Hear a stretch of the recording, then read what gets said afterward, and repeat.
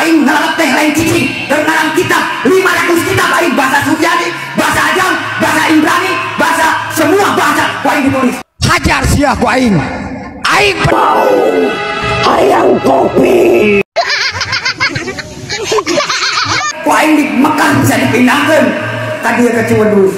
Ku aing di Mekah bisa dipindahkeun ka dieu ke Ciwidey. Nah, di mata Gufron ini kan malaikat kayak nggak ada harganya, teman-teman. Ya, sekelas malaikat maut disuruh-suruh, malaikat munkar nakir diarahkan, negosiasi dengan malaikat munkar nakir. Kemudian juga mengambil alih pekerjaan malaikat Malik sebagai penjaga gawang neraka. Ini kan simbol-simbol agama yang sangat sakral, teman-teman, di dalam agama kita, yang wajib kita hormati, tapi kok kayak nggak ada harganya gitu. Buat mereka ba'alawi, buat mereka kabaib, bangsat, alaihim laknatullah.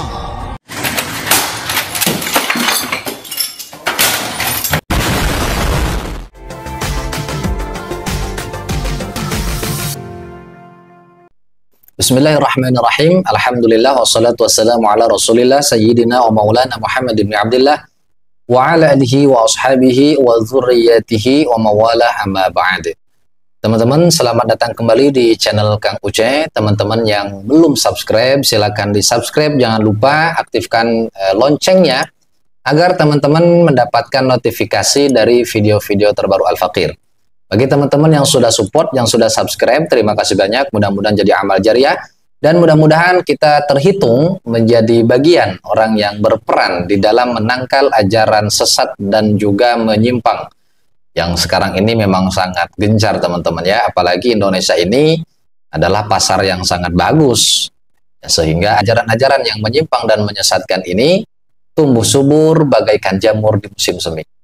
Baik teman-teman, di video ini kita akan mereaction dan menanggapi video yang baru viral. Sebenarnya ini video lama tapi baru mencuat ya ke media oleh beberapa teman-teman yang lain, konten kreator, yaitu ternyata kehebatan Mama Gufron ini tidak hanya sebatas bisa menangkal hujan, menangkal badai, berdialog dengan hewan, dengan semut, dengan cacing, berkomunikasi dengan jin, bernegosiasi dengan malaikat maut dan lain sebagainya. Ternyata ada yang lebih hebat daripada itu, teman-teman. Yaitu Mama Gufron ini akan memindahkan Ka'bah ke Ciwidey, katanya, teman-teman ya. Baik, kita simak videonya seperti apa, teman-teman ya. Kata ngarang aing Gufron, the Front. Emang aing bahwa seperti di dalam ya, Musafir 40 tahun. Ditikah, buka aing dibutuh. Kalau Muhammad. Aya nang kain aya nama. Tak aing neraka. Betul tidak? Benar tidak? Kalau masalah Muhammad, silakan jawab benar. Biarpun aing di Jawa Timur, aing ngarep teh lain cicing dan ngarang kitab 500 kitab aing bahasa Suryani, bahasa Ajam, bahasa Ibrani, bahasa semua bahasa ku aing ditulis. Wah, luar biasa nih teman-teman ya. Jadi bukan hanya bahasa Suryani aja, dia ngarang bahasa Ibrani, bahasa Ajam. Bahasa Ajam itu selain bahasa Arab, semua bahasa bahkan dia bilang ya. Masya Allah.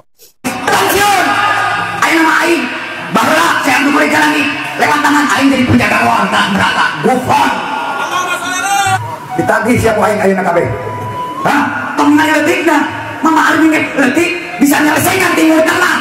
Syekh Nawawi bisa didengdekeun, ku aing di Mekah bisa dipindahkeun ka dieu ke Ciwidey. Dalam Muhammad. Kunaon bisa? Loba nu hajian bener teh? Loba nu umroh bener teh? Dalam Muhammad.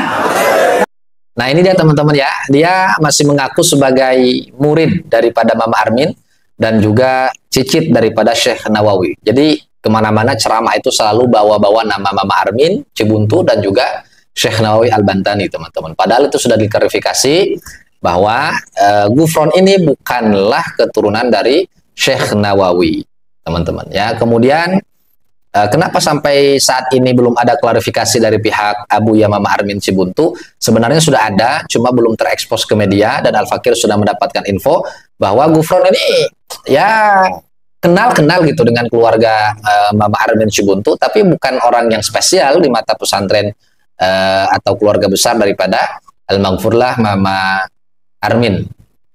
Nah teman-teman, di dalam kitab fikih ini banyak dibahas ya, bagaimana orang-orang yang merendahkan, mengolok-olok simbol-simbol agama.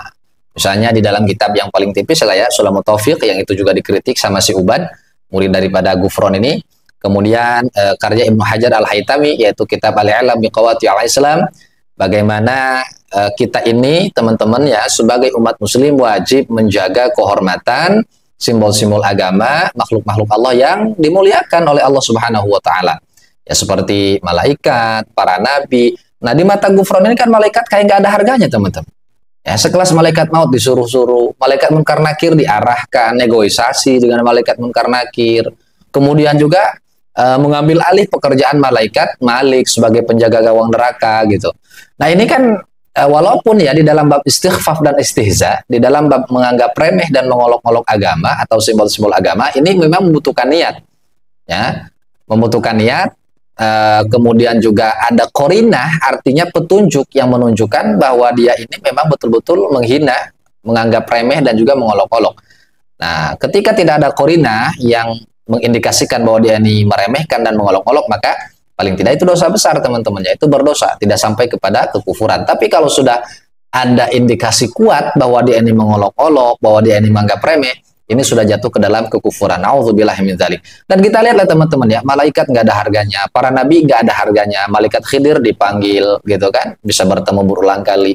Kemudian para rasul juga bisa dipanggil, termasuk dapat izin daripada Nabi Sulaiman alaihissalam untuk berbicara dengan semut. Ini kan simbol-simbol agama yang sangat sakral, teman-teman, di dalam agama kita, yang wajib kita hormati, tapi kok kayak nggak ada harganya gitu. Ya, di depan mata Mamang Gufron ini. Termasuk kita lihat bagaimana Gufron ini ketika membuka Al-Quran, teman-teman ya, itu kayak buka tagihan hutang, teman-teman ya. Kayak buka tagihan hutang, tidak baca basmalah, kemudian dengan sopan santun, lembut. Nah, kita para santri ini diajari bagaimana menghormati Al-Quran, jangankan yang berbentuk utuh, selembar Al-Quran terjatuh, itu wajib kita hormati, wajib kita hargai, wajib kita jaga kesucian dan kehormatannya. Nah, ini kalau kita lihat si Gufron kalau lagi buka Quran itu kan main buka-buka aja. Ini kayak ngeliat apa gitu, teman-teman ya. Nah, walaupun Al-Fakir tidak bisa memvonis bahwa ini sudah jatuh ke dalam kemusyrikan atau kekufuran, ya, walaupun ada kiai termasuk guru Al-Fakir, Kiai Idul Seramli ini, beliau sudah memvonis ini ke dalam istighfaf dan istihza, mengolok-olok, menganggap remeh, ya, kemudian menghina, merendahkan simbol-simbol agama. Kita perhatikanlah teman-teman ya, bagaimana malaikat itu kok kayak nggak ada harganya di depan si Gufron ini. Nauzubillahi min dzalik. Mudah-mudahan kita berharap Majelis Ulama Indonesia secepatnya mengambil tindakan, bukan hanya sekedar klarifikasi kemudian memberikan statement di media. Mudah-mudahan ya MUI ini secepatnya bisa menghentikan lah teman-teman ya hal-hal yang semacam ini yang tidak layak untuk dipertontonkan di publik, agar kita sebagai masyarakat ini tidak khawatir generasi-generasi kita ini teracuni oleh paham-paham semacam itu, teman-teman. Sekali lagi kita dorong Majelis Ulama Indonesia, dan alhamdulillah beberapa daerah itu sudah menyatakan sikap. Misalnya ulama Banten, yang terbaru ulama Bogor, itu sudah menyatakan sikap bahwa Gufron ini itu sesat dan menyesatkan. Mudah-mudahan kita terhindar dari ajaran menyimpang, dari pemahaman yang keliru, dari ajaran sesat dan menyesatkan. Amin ya Allah ya Rabbal Alamin. Hadanallahu yakum ajma'in. Assalamualaikum warahmatullahi wabarakatuh.